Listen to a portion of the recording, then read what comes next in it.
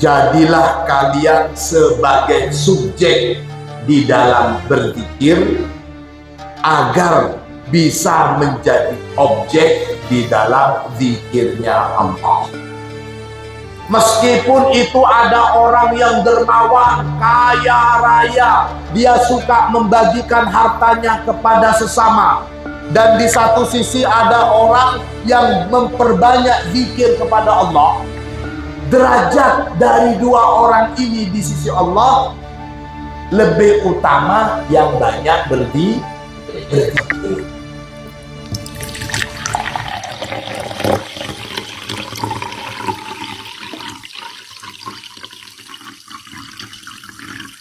Bismillahirrahmanirrahim. Alhamdulillahi rabbil alamin. Allahumma salli ala sayyidina Muhammadin al-fatihi lima ughliq wal khatimi lima sabaq nasiril haqqi bil haqqi wal hadi ila siratikal mustaqim wa ala alihi haqqa qadrihi wa miqdarihi al-azim.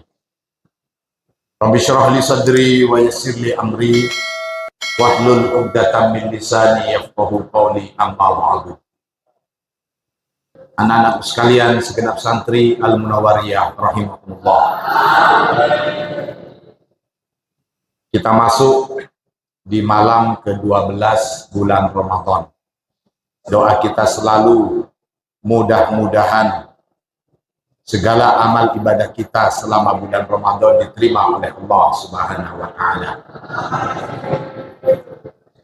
Kemarin kita sudah membahas tentang tafsiran firman Allah di dalam Al-Baqarah 152. Bahwasanya kalau boleh disimpulkan penjelasan kemarin itu, jadilah kalian sebagai subjek di dalam berzikir agar bisa menjadi objek di dalam zikirnya Allah. Berusahalah kalian untuk terus berzikir, mengingat Allah. Kita menjadi subjek atau fa'il di dalam zikir kita kepada Allah, dengan harapan agar kita bisa menjadi objek atau maf'ul dari zikir Allah kepada kita. Amin Allahumma. Qala Rasulullah sallallahu alaihi wasallam. Rasulullah sallallahu alaihi wasallam bersabda, yaqulullahu azza wa jalla, Allah berfirman, ana inda dhanni abdi bi. Ana adapun saya, inda dhanni ialah bergantung pada prasangka abdi hambaku bi kepada saya. Wa ana dan saya juga ma'ahu bersama hambaku itu hina yadhkuruni ketika dia berzikir kepadaku. In dzakaroni fi nafsihi, jika berzikir siapa hambaku ini kepadaku, fi nafsihi dalam dirinya, zakartuhu maka mengingat siapa aku hu pada hambaku, fi nafsi dalam zatku. Wa in zakaroni fi malain, dan jika zakaro berzikir siapa hambaku ni kepadaku fi malain dalam satu komunitas atau publik atau di depan orang banyak. Kalau dia berzikir kepadaku di hadapan orang banyak, kemarin saya contohkan, setiap kali kita menanggapi satu hal secara spontan, terucap di dalam lisan kita kalimat-kalimat pujian kepada Allah. Melihat sesuatu yang menakjubkan, subhanallah. Mendapatkan nikmat, alhamdulillah. Melihat sesuatu yang di luar jangkau kita, Masya Allah, dan seterusnya, dan seterusnya. Kita mendengarkan yang satu hal seperti orang meninggal, langsung terucap, inna. Bukan cuma kalimat, saya turut berduka. Lafaz inna lillahi wa inna ilaihi raji'un, filosofinya, wahai anak-anakku, itu mengingatkan diri kita bahwa bahkan diri kita ini adalah milik Allah.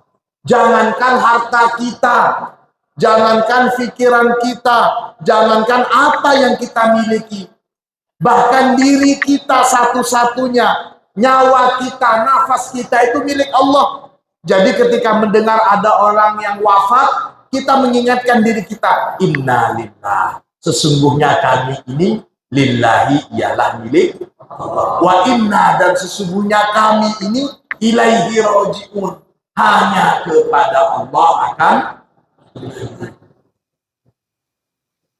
Kalau kalian liburan kembali ke rumah, itu kembalian yang sementara. Yang kerja di luar kota mudik, itu kembalian sementara. Tapi mudik yang sejati itu adalah ketika kembali kepada Allah. Semuanya akan kembali.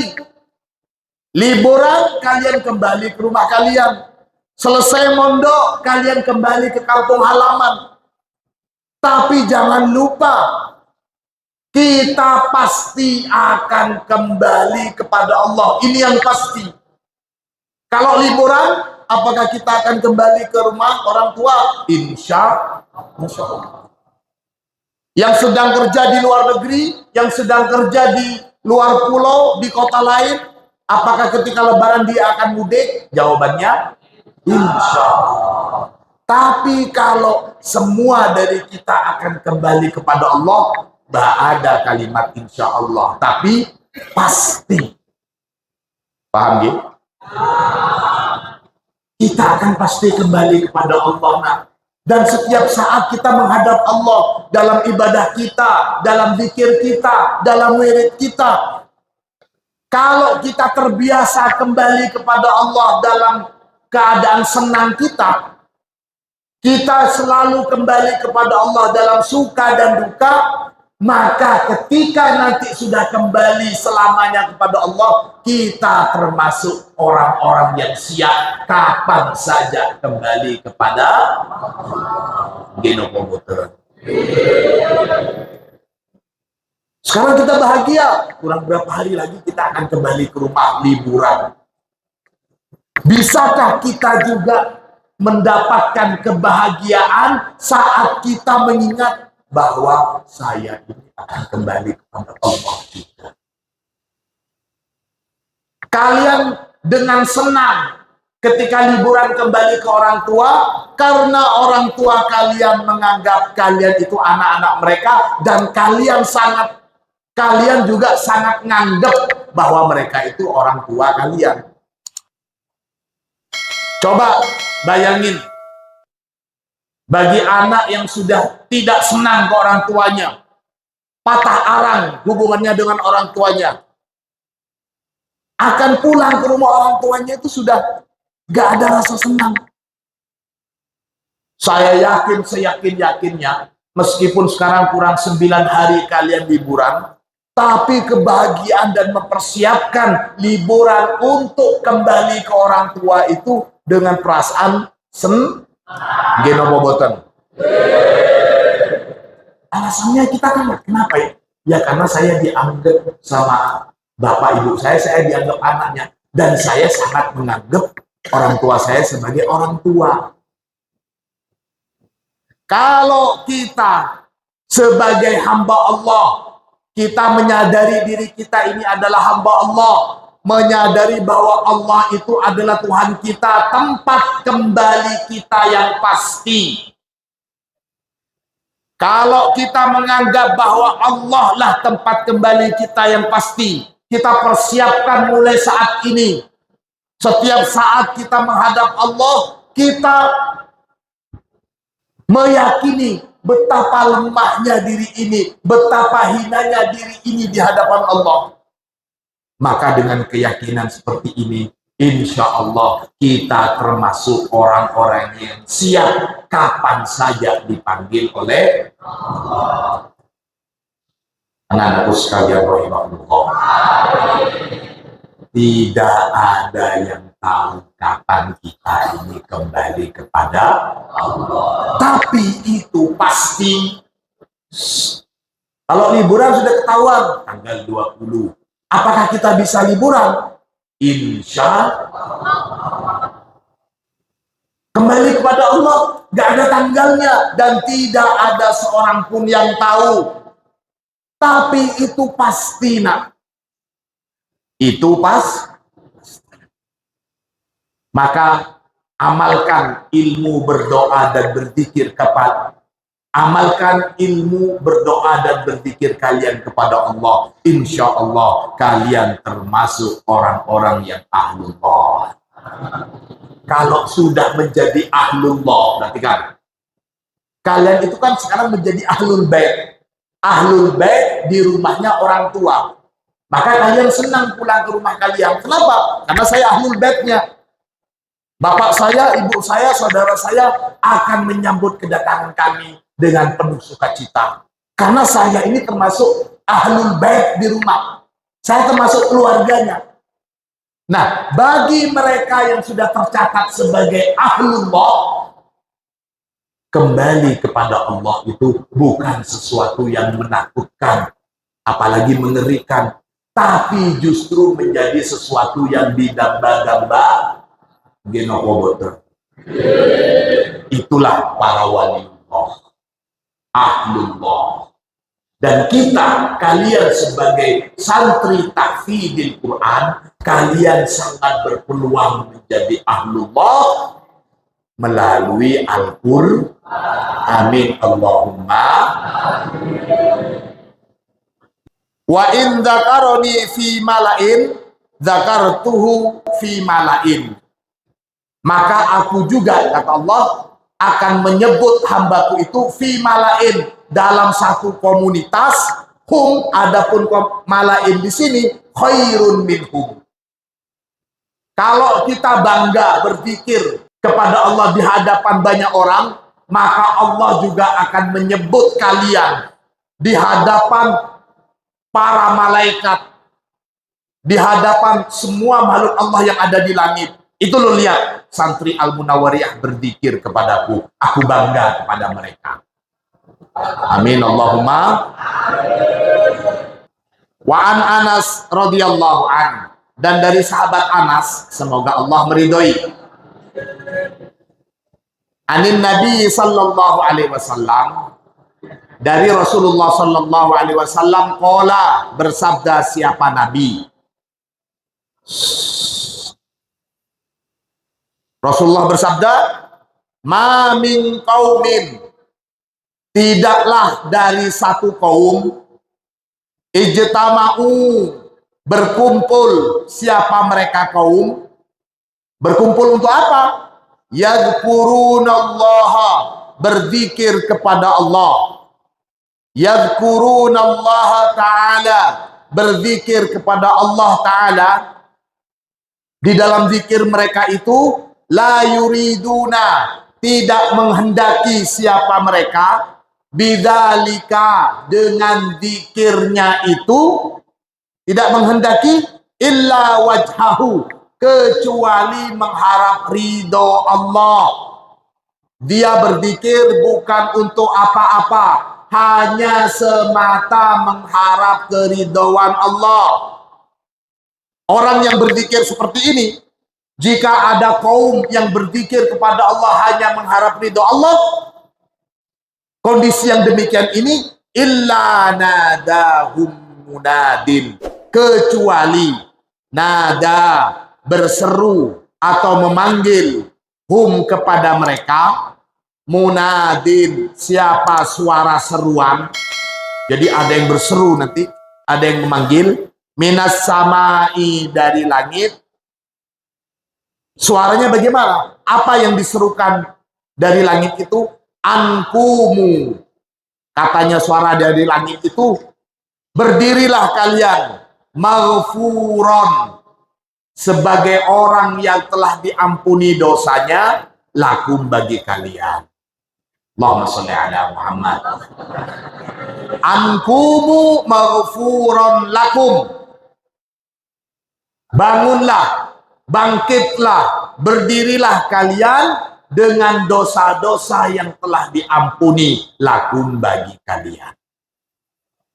Qad buddilat, sungguh telah diganti sayyi'atukum, apa kejelekan-kejelekan kalian, apa dosa-dosa kalian, diganti dengan apa? Hasanatin, dengan kebaikan-kebaikan. Dosa-dosanya sudah dihapus dan mendapatkan ganjaran. An Abi Sa'id Al-Khudri, dari sahabat Abi Sa'id Al-Khudri radhiyallahu an, semoga Allah meridhoi, anna Rasulullah sallallahu alaihi wasallam, bahwasanya Rasulullah sallallahu alaihi wasallam suila, ditanya siapa Nabi. Rasulullah pernah ditanya, begini pertanyaannya, ayyul ibadi afdal darajatan indallahi yaumal qiyamah. Ayyul ibadi, siapakah hamba-hamba, afdalu darajatan, yang lebih utama derajatnya, indallahi, di sisi Allah, yaumal qiyamati, pada hari kiamat. Qala, menjawab siapa Rasul, hamba-hamba yang paling utama derajatnya di sisi Allah, yang paling tinggi derajatnya di sisi Allah, adz-dzakiruna Allah katsiran wadz-dzakirat, ialah hamba-hamba Allah yang berzikir, baik laki-laki maupun perempuan, berzikir dengan zikir yang banyak. Semakin banyak berzikir, semakin utama di sisi Allah. Alhamdulillah.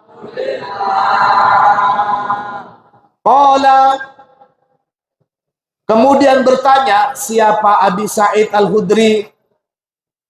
Qultu, aku bertanya lagi kepada Rasulullah. Setelah Rasulullah bilang, hamba-hamba Allah yang paling utama derajatnya di sisi Allah adalah mereka yang paling banyak berzikir kepada Allah, baik laki-laki dan perempuan. Kemudian sahabat Abi Sa'id Al-Khudri bertanya, ya Rasulullah, wahai Rasulullah, wa minal ghazi fi sabilillah, termasuk juga orang yang berperang di jalan Allah, apakah hamba-hamba Allah yang berzikir banyak kepada Allah, baik laki-laki dan perempuan itu, mereka juga lebih mulia dibandingkan orang-orang yang berperang di jalan Allah ya Rasulullah? Begitu maksudnya. Qala, Rasulullah kemudian menjawab lagi, lau daraba bisayfihi, meskipun daraba telah memukul siapa al-ghazi, bisayfihi dengan pedangnya, fil kuffari wal musyrikina, memukulkan dengan pedangnya kepada orang-orang musyrik dan orang-orang kafir, gitu. Hatta yang kasiro, sehingga yang kasiro terputus apa lehernya, wayahtadiba, kemudian berlumuran daman darah. Lakana dzakirunallaha katsiran afdala minhu darajatan. Sungguh karena ada adzakiruna, siapa orang-orang yang berzikir Allah kepada Allah, katsiran dengan zikir yang banyak, afdala minhu, lebih utama, minhu, dibandingkan orang yang berperang di jalan Allah, meskipun dia kepalanya terputus, darah berlumuran dari lehernya, meskipun dia mati di jalan Allah, itu masih lebih utama orang yang banyak berzikir kepada Allah. Allahumma sholli ala Muhammad. Kita santri Al-Munawwariyah, kita masyarakat Muslim Indonesia, insya Allah, karena sudah dalam kondisi aman, kita mungkin tidak akan merasakan bagaimana perang dengan musuh-musuh Islam. Di mana orang yang berperang melawan musuh-musuh Islam, berperang di jalan Allah, itu sangat mulia derajatnya. Tapi kita tetap punya peluang, punya kesempatan untuk menempati posisi yang lebih mulia dibandingkan dengan para pejuang-pejuang fisabi. Fahimtum? Itu nah. Wa an Abi Sa'id Al-Khudri, dan dari sahabat Abi Sa'id Al-Khudri juga radhiyallahu an, semoga Allah meridhoi, anna Rasulullah sallallahu alaihi wasallam, bahwasanya Rasulullah sallallahu alaihi wasallam qala, bersabda siapa Nabi, la yadhkurannallaha qaumun, sungguh akan berzikir kepada Allah, sungguh akan berzikir kepada Allah, kaumun, siapa satu kaum, fid dunya, di dalam dunia ini, alal furusil mumahadati, alal furusil mumahad, ya betul, mumahadah itu bukan mumuhudah ya, alal furusil mumahadati, di atas kasur-kasur lembut yang membentang. Jadi di dunia itu juga ada satu kelompok yang berzikir yang berzikir kepada Allah di atas permadani yang empuk, di atas sofa-sofa yang lembut, gitu maksudnya. Yudkhilu, memasukkan, hum, kepada mereka, Allahu, siapa Allah, ad-darajatil ula, memasukkan ke golongan orang-orang yang mendapatkan derajat sangat mulia.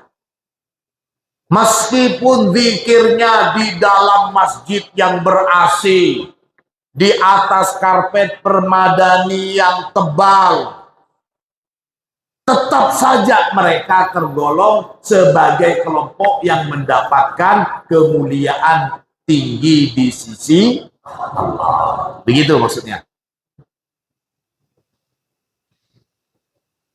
Hadis selanjutnya, an Abi Musa radhiyallahu an, dari sahabat Abi Musa, semoga Allah meridhoi.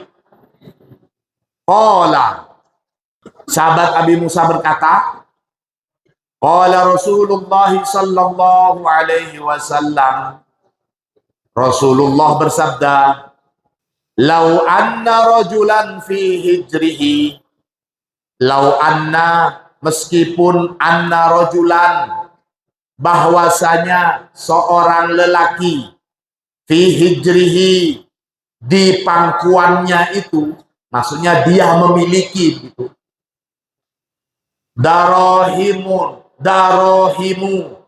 dia memiliki banyak harta, banyak dirham,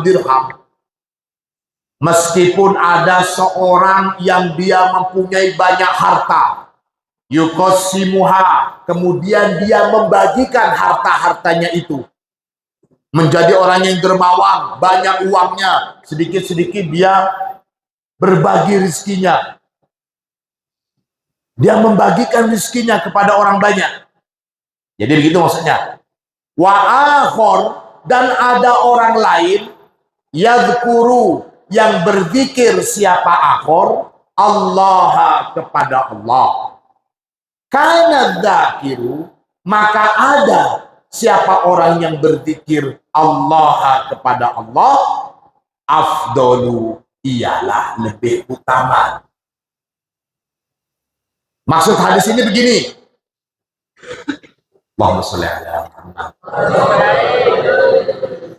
Tapi ini jangan dijadikan dalil kalian sudah termasuk orang kaya, banyak harta. Karena pelit kalian, uangnya disimpan, hartanya disimpan, nggak mau sedekah, cukup berzikir saja. Dia tanya, kenapa kok nggak mau bersedekah? Kamu kan kaya raya. Katanya hadis Nabi kan lebih utama orang yang berzikir. Jadi saya berzikir sajalah. Nah, itu namanya bukan berzikir lillahi ta'ala, tapi itu berzikir karena menghindari mengeluarkan sedekah. Jelas ini juga tidak baik. Amin Allahumma. Mudah-mudahan kalian menjadi ahlu dzikri, menjadi orang yang kaya raya, suka bersedekah. Itu anak-anakku. Zikir-zikir gimana sih?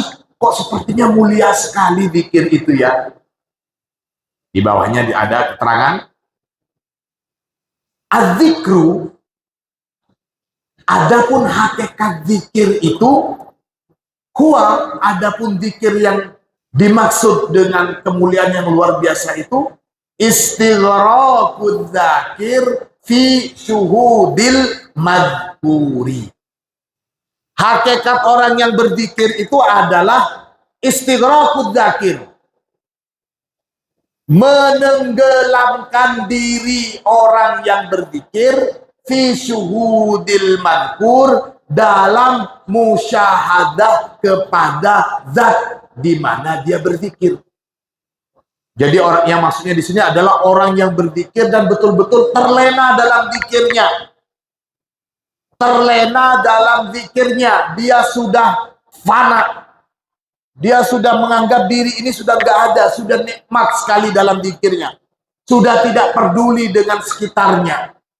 Ini yang dimaksud dengan orang yang berzikir dan sudah memiliki, sudah masuk ke dalam hatinya, apa kemarin? The power of zikir. The power of zikir. Summa, kemudian istihlaqud dzakir. Istihlak itu maksudnya menafikan keberadaan dirinya orang yang berzikir itu fi wujudil madhkur, dalam kemahaberadaan zat yang kita zikirkan, yakni Allah Subhanahu wa ta'ala. Jadi ini yang disebut dengan manunggaling kaulo Gusti, menyatunya antara hamba dengan Allah. Apa? Manunggaling kaulo Gusti. Jadi untuk bisa manunggaling kaulo Gusti, bukan lantas langsung belajar ilmu kebatinan tanpa mengerti syariat, tanpa mengerti dasar. Bukan. Tetap dimulai dari yang nol dulu. Sebagai pemula, kita kemarin sudah bilang, kita berzikir menggunakan lisan kita, bersuara dengan penuh kekhusyuan, hudur, kemudian tadarruan dan mutadallilan. Itu upaya kita agar supaya masuk di dalam hati kita the power of amin Allahumma. Waskuruli, waskuru, dan bersyukurlah kalian li kepadaku, wala takfurun, dan janganlah kalian kufur atas nikmat. Artinya uskuru, bersyukurlah kalian ni kepadaku, ala zikri lakum, atas zikirku untuk kalian. Setelah kalian menjadi subjek di dalam zikir, maka kalian juga harus banyak bersyukur kepada Allah atas karunia Allah kalian menjadi objek di dalam zikir Allah Subhanahu wa Ta'ala. Ini anak-anakku sekalian rahimakumullah, mudah-mudahan ilmu yang sedikit ini bisa bermanfaat. Al-Fatihah.